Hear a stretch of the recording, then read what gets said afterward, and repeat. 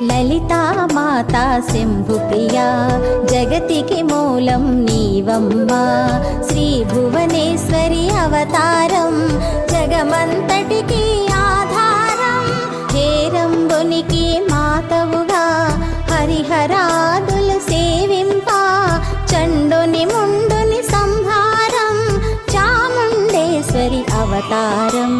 పద్మరేకుల కాంతులతో బాలా త్రిపుర సుందరిగా హంసవాహన రూపిణిగా వేదమాతవై వచ్చితివి శ్వేత వస్త్రము ధరించి అక్షరమాలను పట్టుకొని భక్తి మార్గము చూపితివి జ్ఞాన జ్యోతిని